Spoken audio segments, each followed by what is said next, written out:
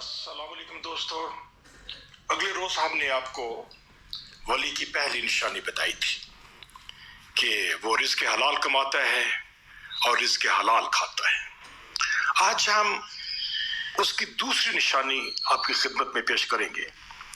تو جناب ولی کی دوسری نشانی یہ ہے کہ اس میں تکبر نہیں ہوتا، اس کی جو میں ہے وہ مری ہوئی ہوتی ہے۔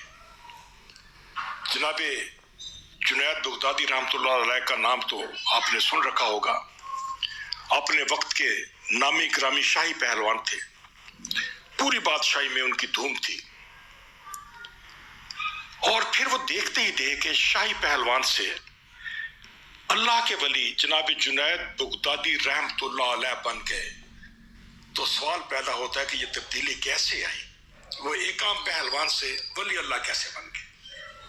تو واقعہ کچھ یوں ہے کہ ایک روز انتہائی کمزور سا شخص جناب جنید بغدادی کی خدمت میں حاضر ہوا اور انہیں کشتی کا چیلنج دیا کہ میں آپ کے ساتھ کشتی لڑنا چاہتا ہوں۔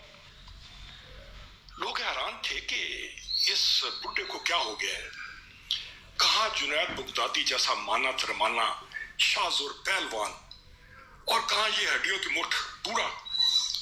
بہرحال مقدمے کے مقابلہ کے لیے دن مقرر ہو گیا تو سارا میدان تماشائیوں سے بھرا ہوا تھا۔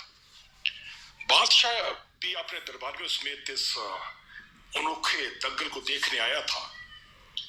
مقابلہ شروع ہونے سے پہلے وہ کمزور سا آدمی جناب جنید بغدادی کے قریب آیا اور آہستہ سے ان کے کان میں بولا کہ بھائی، آپ کو اس مقابلہ پر حیرت تو ہوگی کہ کہاں میں اور کہاں آپ، مگر میری ایک مجبوری ہے، خدا را اس کا خیال رکھنا۔ چند دنوں بعد میری بیٹی کی شادی ہے، میں بے حد غریب اور مجبور انسان ہوں، شادی کے انتظامات کے لیے میرے پاس پھوٹی کوڑی بھی نہیں۔ اگر میں دنگل جیت گیا تو بادشاہ مجھے انعام و اکرام دے گا جس سے شادی کے اخراجات پورے کر لوں گا، اور اگر میں ہار گیا تو بیٹی کی شادی کا بندوبست کرنا میرے لیے ناممکن ہوگا۔